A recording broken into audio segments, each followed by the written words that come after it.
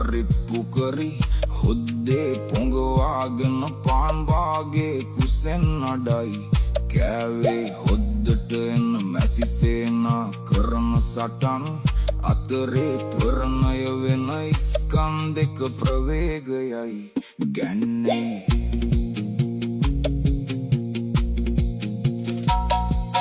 ලෑලි බංකු මත ඉඳගෙන රට්ට කරන් අඩුවේ භ්‍රමණය වන පංකාවෙන් ගිනි හුලගක්